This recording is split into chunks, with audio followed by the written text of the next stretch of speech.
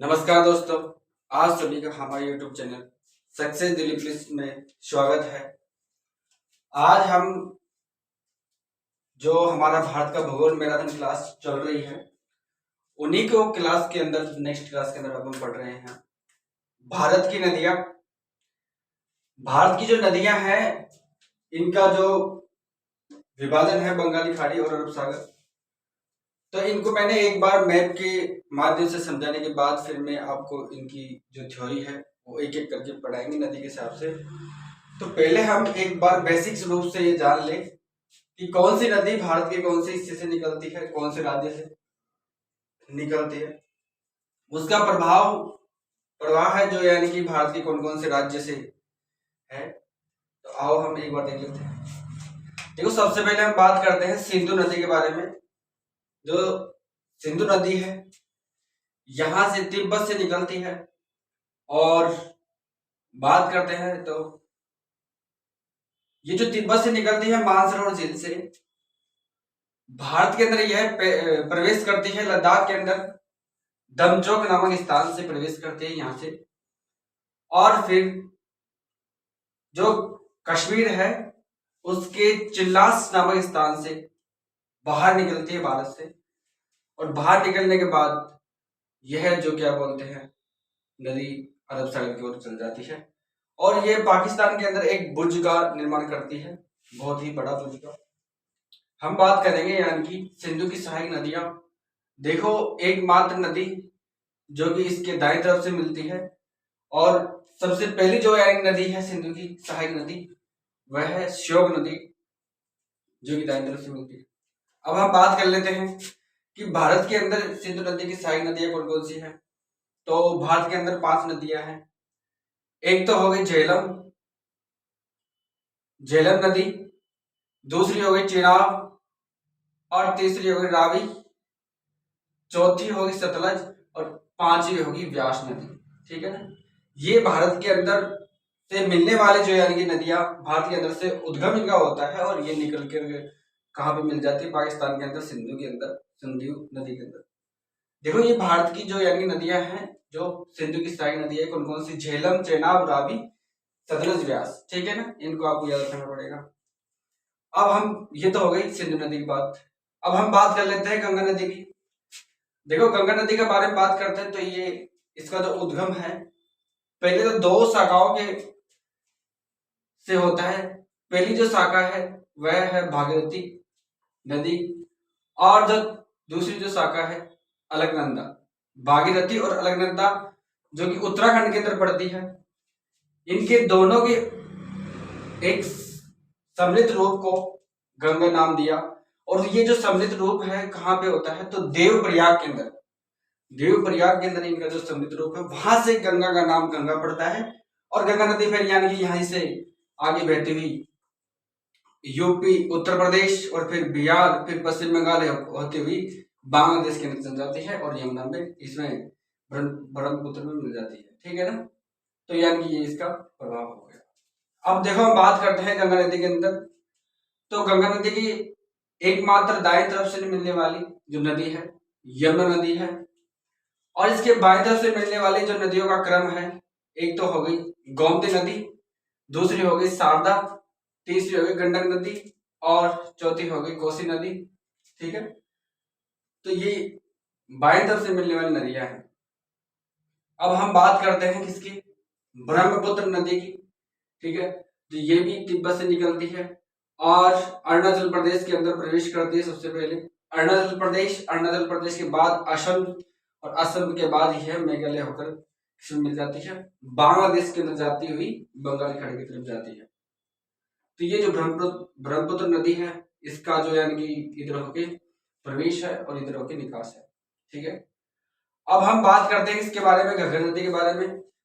तो घग्गर नदी जो हिमाचल प्रदेश से निकलती है और राजस्थान के हनुमानगढ़ में टिब्बी नामक स्थान से प्रवेश करके और इधर होकर फोर्ट अब्बास पाकिस्तान होकर किसी में मिल जाती है, अरब सागर के अंदर मिल जाती है।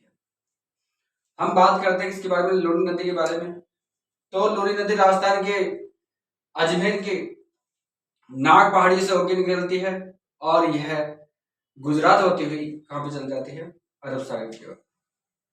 उसके बाद जो चंबल नदी है, चंबल नदी जो कि राजस्थान और मध्य प्रदेश की सीमा भी बनाती है, और इसकी जो सहायक नदी है सावन नदी, इससे होकर के ये गुजरात की तरफ निकल जाती है।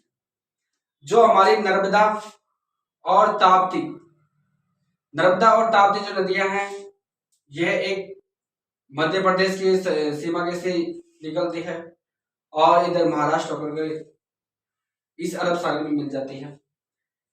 और हमारी जो नदियां हैं, एक तो देवगंगा, वर्धा, और एक हो गया पेनगंगा।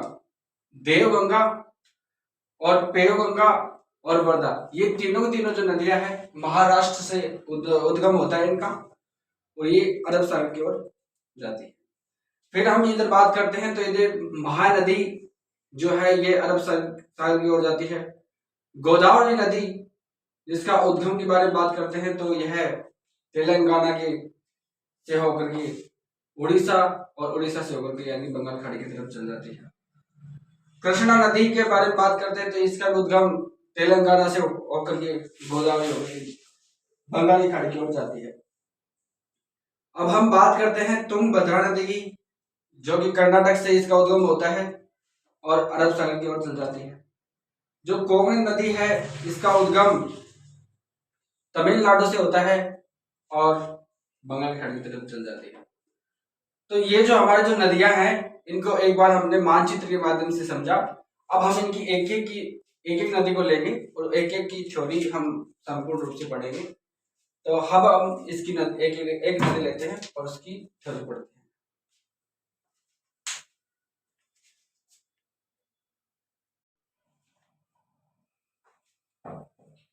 अब सबसे पहले हम पढ़ने जा रहे हैं सिंधु नदी तंत्र।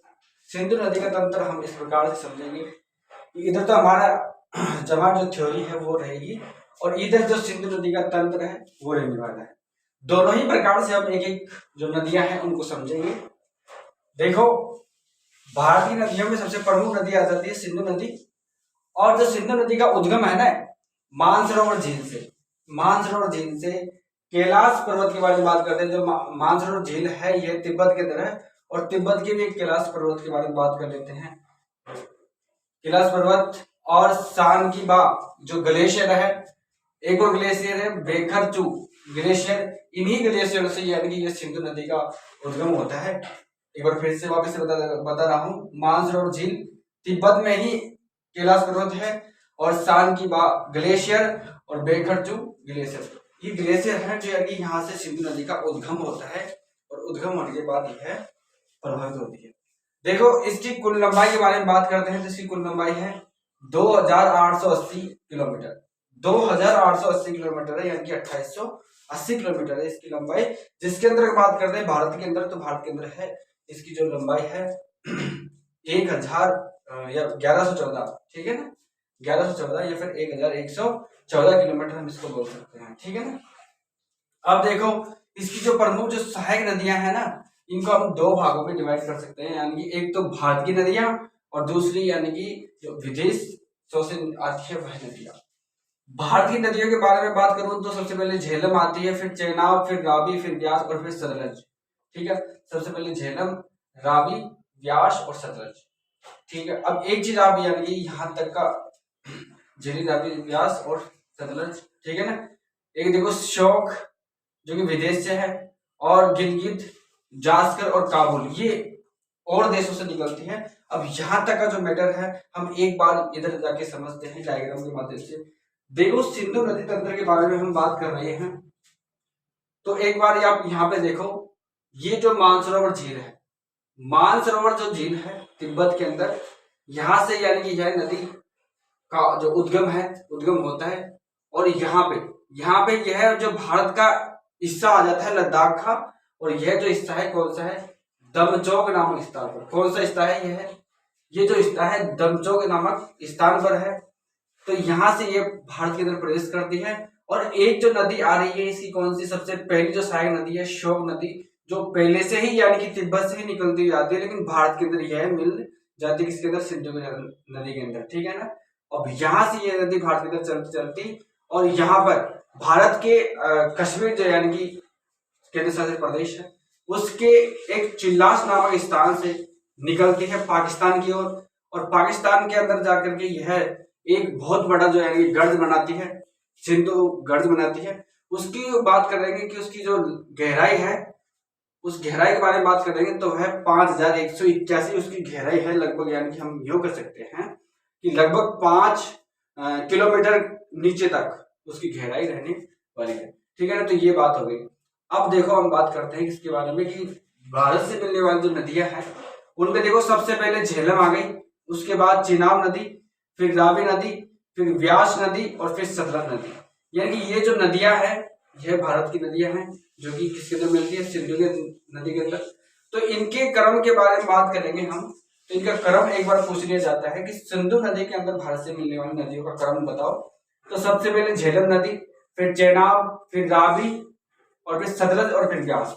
पहले सतलज आएगा और फिर व्यास, सतलज और व्यास। इसका जो क्रम है एकदम सही है, कौन कौन सा, झेलम, चेनाब, रावी, सतलज और व्यास, ये इसका क्रम हो गया। ठीक है ना। अब हम बात करेंगे कि विदेश से जो आने वाली नदियां हैं, देखो ये जो काबुल नदी है यह अफगानिस्तान की नदी है, जो अफगानिस्तान की राजधानी काबुल है उसी के नाम पर इस नदी का नाम पड़ा, काबुल नदी। ठीक है ना। ये गिलगित नदी है, ये भी इधर से आ रही है, और एक और नदी है, यानी कि जो 2-3 नदियां हैं, कौन कौन सी, एक शोक नदी होगी, गिलगित नदी होगी, जास्कर नदी भी इधर से होकर आती है।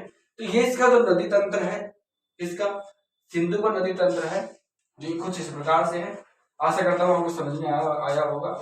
अब जो ये सिंधु नदी की जो क्या बोलते हैं, आगे देख दो एक बार कि सबसे गहरा जो यानी कि सिंधु गर्ज है वह कितना है, 5181 मीटर। और ये जो भारत में प्रवेश करती है दमचौक नामक स्थान पर जो लद्दाख में पड़ता है, और इसका विकास है चिल्लास नामक जो यानी कि कश्मीर के अंदर पड़ता है। अब हम बात कर लेते हैं सिंधु नदी की जो सहायक नदियां हैं उनके बारे में हम एक बार बात कर लेते हैं। तो सबसे जो पहली जो नदी आती है वह आती है कौन सी, झेलम नदी। कौन सी नदी आती है, झेलम नदी। देखो झेलम नदी के बारे में बात करते हैं तो इसका जो प्राचीन नाम है वितस्ता, इसका प्राचीन नाम है। इसका जो उद्गम होता है शेषनाग झील, जम्मू कश्मीर में जो पड़ती है शेषनाग झील, वहां से इसका उद्गम होता है। सिंधु की जो यह सबसे बड़ी नदी है, सबसे बड़ी सहायक नदी कौन सी है, झेलम नदी है, सिंधु नदी की। ठीक है। और यह जो यानी कि इस नदी पर, कौन सी नदी पर, झेलम नदी पर भारत की सबसे ताजा पानी की जो झील है कौन सी, वुलर झील।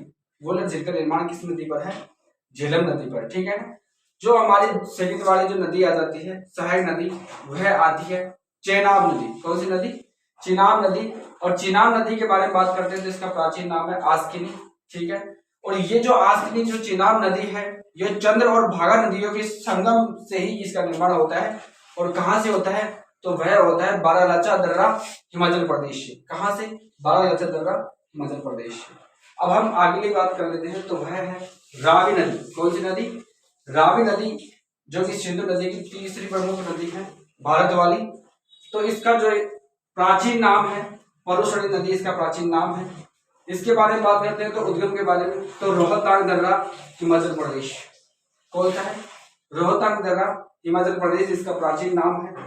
अब हम बात कर लेते हैं तो यह है लाहौर के अंदर, लाहौर जो पाकिस्तान के अंदर है, लाहौर एक शहर है जो कि पाकिस्तान के अंदर है, जो किस नदी पर है, वह रावी नदी पर। ठीक है ना।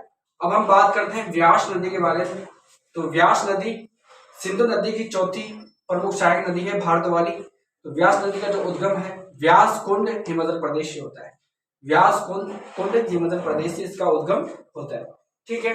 अब हम बात कर लेते हैं सतलज नदी के बारे में, जो भी बड़ी प्रमुख नदी है। सतलज नदी जो कि सिंधु नदी की 5वीं सबसे बड़ी सहायक नदी है। देखो सिंधु नदी का जो प्राचीन नाम है शतुद्री नदी है, शतुद्री इसका प्राचीन नाम था, इसका सतलज नदी का। और इसका उद्गम है रागस्तान, रागस्तान जो यानी कि झील है वहां से, या रागस्तान, हाँ रागस्तान जो झील है वहां से इसका उद्गम होता है। और यह सतलज गार्ज भी बनाती है, सतलज गार्ज बनाती है कहां पर, हिमाचल प्रदेश के अंदर यह सतलज गार्ज बनाती है। और फिर यह इसका संगम हो जाता है व्यास नदी के अंदर, जो कि हरि के स्थान पर व्यास नदी के अंदर यह समावित हो जाती है। अब हम एक चीज के बारे में बात कर लेते हैं कि पंचनद में कौन कौन सी नदियां आती है, या फिर पंचनद किसे कहते हैं। तो 5 नदियों के संगम को पंचनद कहा जाता है, और 5 पंचनद के अंदर जो नदी आती है वह सिंधु की जो भारत वाली सहायक नदियां हैं वो पांचों आती है। कौन कौन सी? झेलम, चिनाब, रावी, सतलज और व्यास। झेलम, चिनाब, रावी, सतलज और व्यास, ये इसकी क्या है, यानी कि पंचनदी के अंदर आ जाती है। एक इंपॉर्टेंट बात यह भी रह जाती है कि सिंधु नदी पर जो यानी कि सबसे बड़ी विश्व प्रसिद्ध जो यानी कि सभ्यता है, कौन सी? सिंधु सभ्यता, वो भी सिंधु नदी के तट पर ही है। तो यानी कि ये हमारी हुई सिंधु नदी तंत्र। सिंधु नदी का तंत्र मैंने आपको समझाया है, आशा करता हूँ आपको समझ में आया होगा। अब हम अगली वाली जो नदी है, कौन सी? गंगा नदी, उसके बारे में हम अध्ययन करेंगे।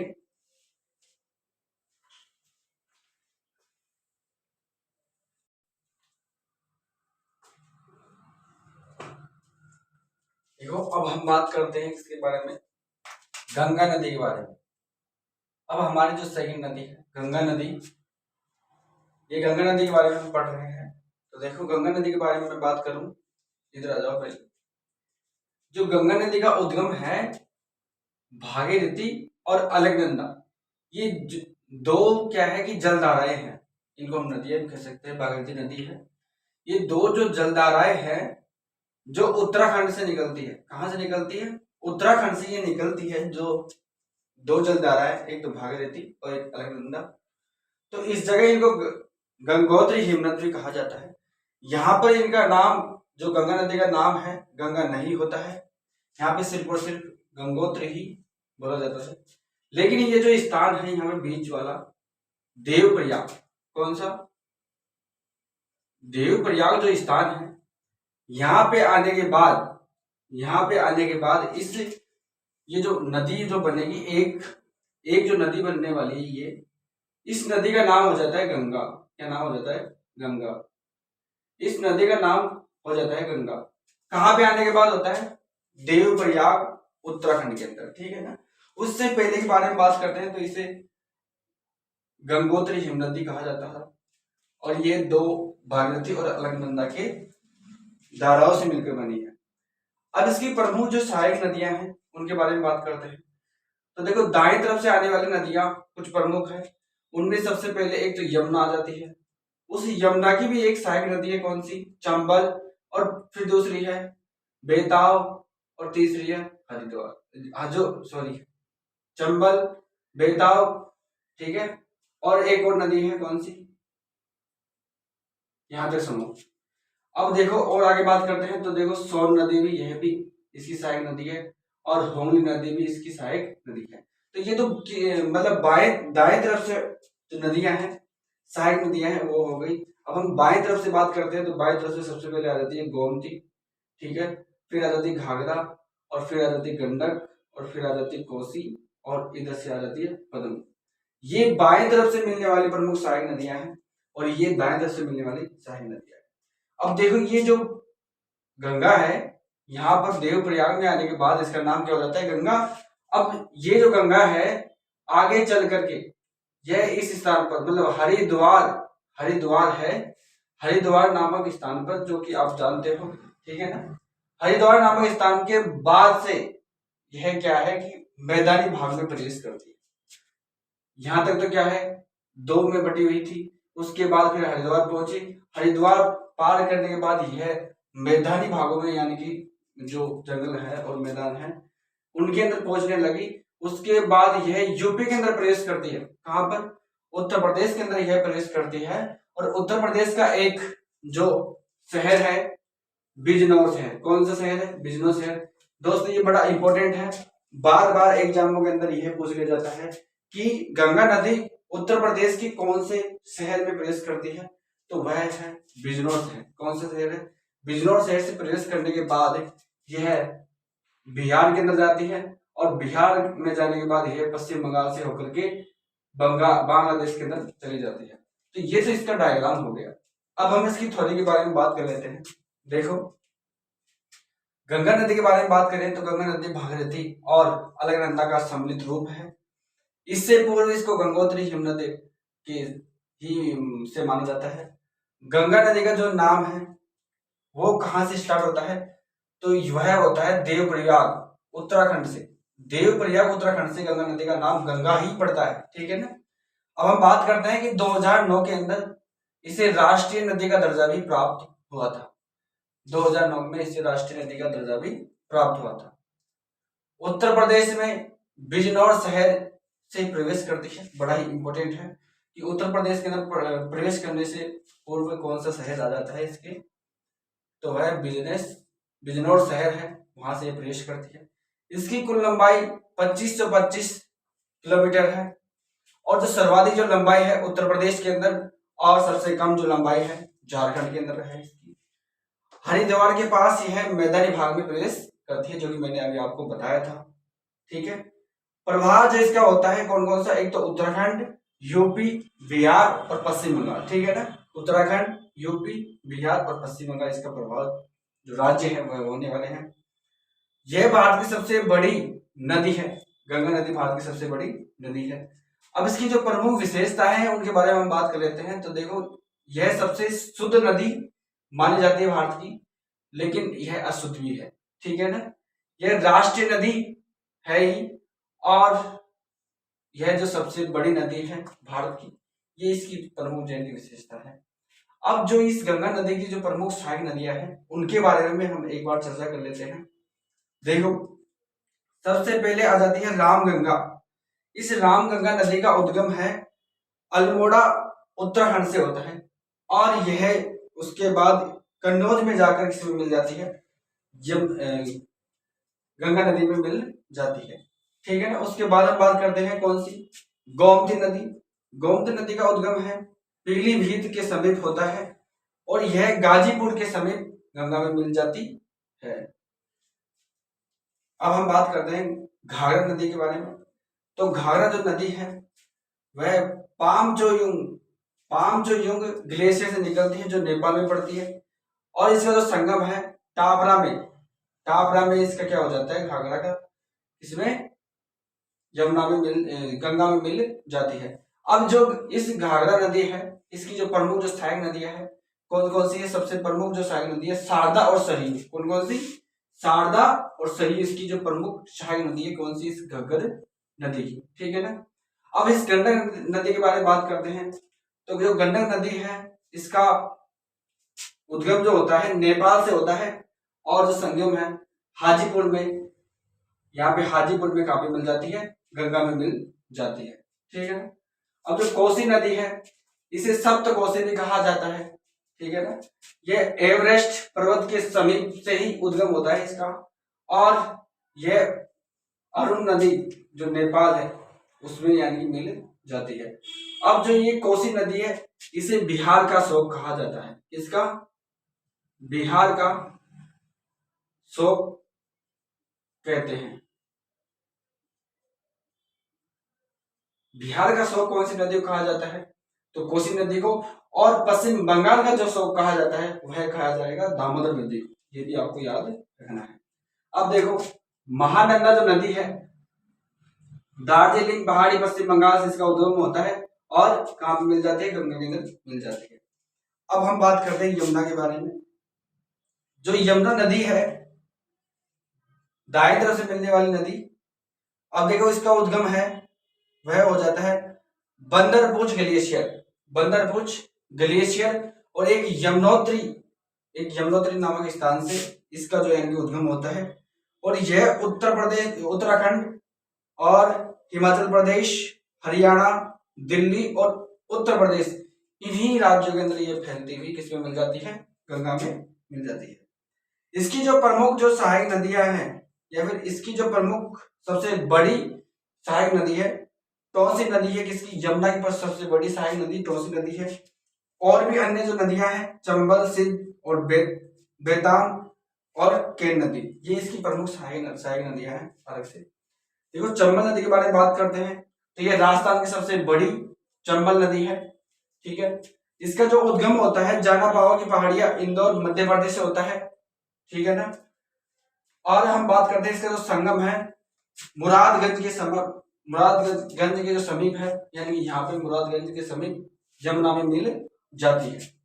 इसकी जो प्रमुख सहायक नदियां हैं शिप्रा, बनास और पार्वती। शिप्रा नदी के संगम पर ही उज्जैन शहर बसा हुआ है। कौन सा शहर? उज्जैन शहर बसा हुआ है। उसके बाद देखो सिंध नदी का जो उद्गम होता है विदिशा मध्य प्रदेश से होता है और यह इटावा के समीप किस में मिल जाती है? यमुना में मिल जाती है। बेतवा जो नदी है इसका उद्गम भोपाल मध्य प्रदेश से होता है और यह हमीरपुर के समीप यमुना के अंदर मिल जाती है। जो अगली जो हमारी नदी है केन नदी, इसका उद्गम कैमूर पहाड़िया सतना नामक स्थान पर मध्य प्रदेश से होता है और जो इसका संगम है फतेहपुर यमुना में मिल जाती है। ठीक है ना। और जो हमारी अगली नदी आती है दामोदर नदी, जिसे बिहार पश्चिम बंगाल का शोक कहा जाता है। पश्चिम बंगाल का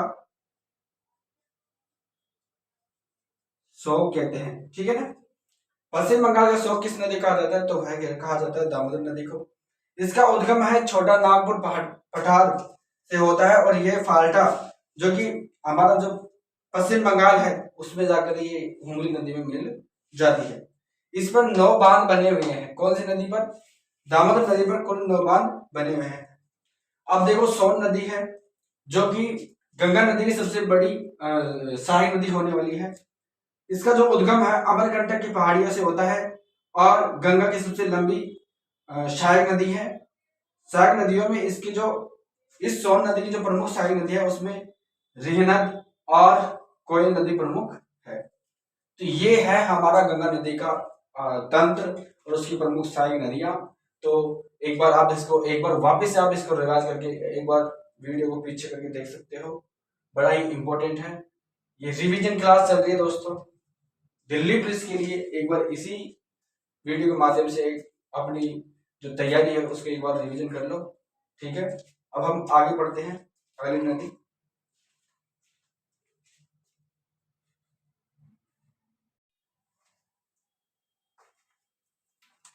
देखो दोस्तों अब हमारी जो तीसरी प्रमुख नदी है ब्रह्मपुत्र नदी।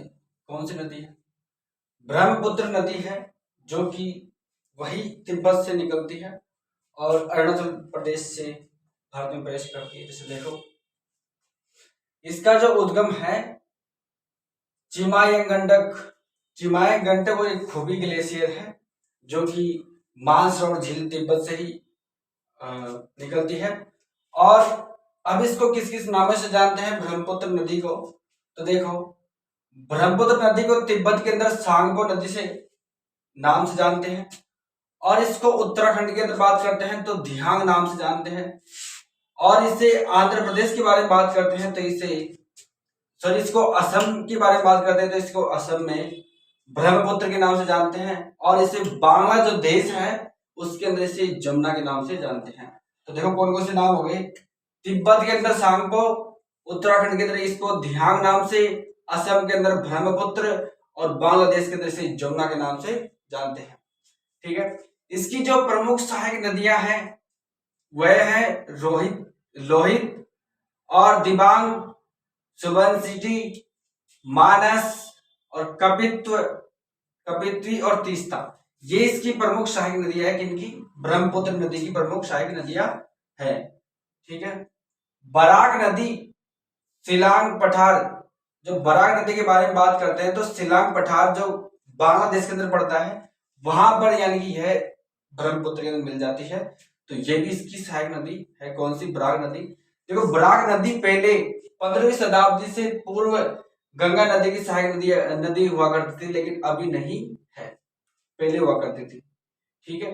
तो सिलांग पठार बांग्लादेश में ब्रह्मपुत्र में मिलती है। कौन सी? बराक नदी। इसे बांग्लादेश में सुरमा नदी कहते हैं। सुरमा नदी किसे कहा जाता है बांग्लादेश में? तो बराक नदी को सुरमा नदी बांग्लादेश के अंदर कहा जाता है। तो ये ब्रह्मपुत्र नदी के बारे में कुछ डिटेल्स हो गई। अब हम हमारी प्रायद्वीप में जो नदियां हैं और भी जो बाकी नदियां रह गई है उनके बारे में हम अध्ययन कर लेते हैं। देखो सबसे पहली नदी आ जाती है मणिपुरी नदी। मणिपुरी नदी का उद्गम होता है लोकटक झील जिस पर तैरता हुआ जल प्रपात या तैरता हुआ प्रपात है, ठीक है ना, जो कि सबसे ऊंचा प्रपात है। और इसका जो संगम है या फिर इसके यानी कि समापन है वह होता है चिरविन नदी के अंदर हो जाता है। लुणी नदी के बारे में बात करते हैं तो लुणी नदी का उद्गम नाग पहाड़िया अजमेर से होता है और यह कच्छ के रण में प्रवेश कर जाती है। नाग पहाड़ी अजमेर जो कि कहां पे पड़ता है, राजस्थान के अंदर, ठीक है ना।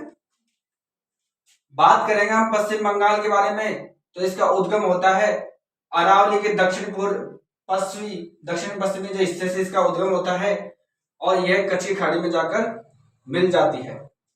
साबरमती नदी के बारे में बात करते हैं तो इसका उद्गम है अरावली के दक्षिण पश्चिम से होता है और यह खंबात की खाड़ी में जाके गिर जाती है।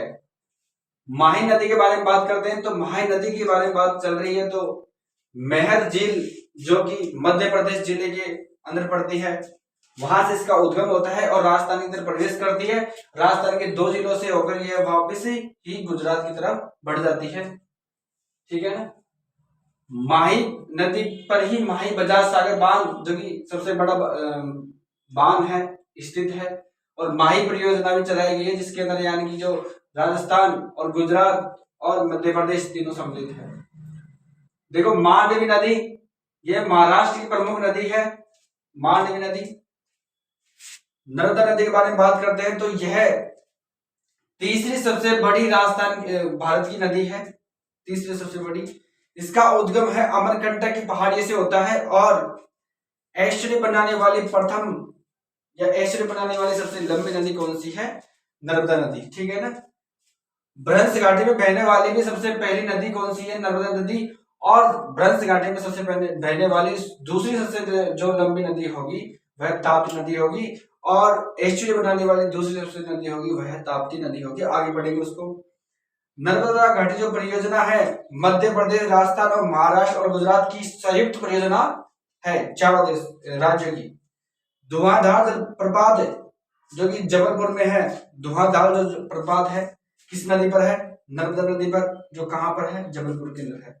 देखो ताप्ती नदी इसका उद्गम है सतपुड़ा की पहाड़ी से होता है और यह जो नदी है ऐश्वर्य बनाने वाली दूसरी सबसे बड़ी नदी है और भ्रंश घाटी में बनाने वाली दूसरी सबसे बड़ी नदी ताप्ती नदी ही है। श्रावती नदी जो कि जोग और गढ़सोया और महात्मा गांधी जलप्रपात, इस पर यानी कि जो जलप्रपात है कौन सा, जोग और गढ़खोया और महात्मा गांधी जलप्रपात जो कि भारत का सबसे ऊंचा जलप्रपात है, कौन सी नदी पर है, श्रावती नदी पर, ठीक है ना। जुआनी नदी के बारे में बात करते हैं तो यह कर्नाटक और गोवा की नदी है और पेरियार या फिर इसे पेम्पा नदी भी कहा जाता है, यह केरल की नदी है।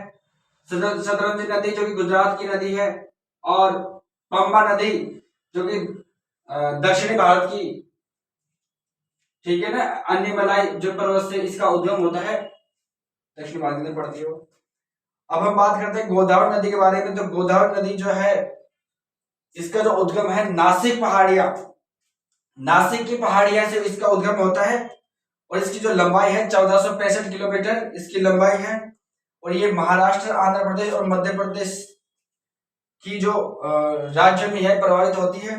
बात कर रहे हैं कि दक्षिण भारत की सबसे जो बड़ी नदी है, यानी दक्षिणतम भारत की सबसे बड़ी नदी कौन सी है, तो वह है गोदावरी नदी। इसकी जो प्रमुख सहायक नदियों के बारे में बात करते हैं तो पेणगंगा इसकी सहायक नदी, इसकी गोदावरी की, वेदगंगा और वर्धा और प्राणहिता इसकी प्रमुख सहायक नदियां हैं किसकी, गोदावरी की। अब हम महानदी के बारे में बात कर लेते हैं तो देखो महानदी इसका जो उद्गम है रायपुरा पहाड़िया से इसका उद्गम होता है और यह बंगाल की खाड़ी में जाकर गिर जाती है और ब्राह्मणी, तेल और हासदो इसकी प्रमुख सहायक नदियां हैं किसकी, महानदी। कौन कौन सी सहायक नदियां है, ब्राह्मणी, तेल और हासदो। कृष्णा नदी के बारे में बात करते हैं तो कृष्णा नदी का उद्गम महाबलेश्वर महाराष्ट्र से होता है और इसकी जो प्रमुख सहायक नदियां तुंगभद्रा, भीमा, दूधगंगा है और यह दक्षिण भारत की दूसरी सबसे बड़ी नदी कौन सी है, कृष्णा नदी।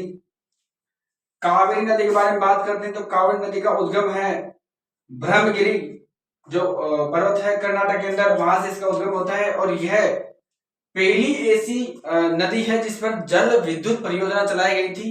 अब देखो, भारत की पहली विद्युत परियोजना जो दार्जिलिंग परियोजना थी, और स्वतंत्र भारत की पहली परियोजना जो थी वह थी दामोदर घाटी परियोजना। दोनों परियोजना किस पर हुई थी? कावेरी नदी पर। इसकी जो सहायक नदी है कावेरी नदी की हेमावती और लोक पवानी है ना। अब देखो, ताम्र पानी नदी जो इसका उद्गम है वह पालनी हिल से होता है और यह बंगाल की खाड़ी में जाकर मिल जाती है। तो देखो, ये हमारी भारत की नदियां समाप्त हुई। भारत की संपूर्ण नदियों के बारे में हमने एक बार अध्ययन कर लिया। आपको नदियां अच्छी लगी तो इस वीडियो को लाइक करो, और अगर कोई कमी या फिर कोई भी सुधार करना हो मुझे, तो एक बार अपने सुझाव कमेंट में जरूर दें। आपके सभी के सुझाव को हम एक आदर सम्मान के रूप में स्वीकार करके सुधार करेंगे। और अगर अच्छे लगे वीडियो तो इसको शेयर जरूर करें। धन्यवाद।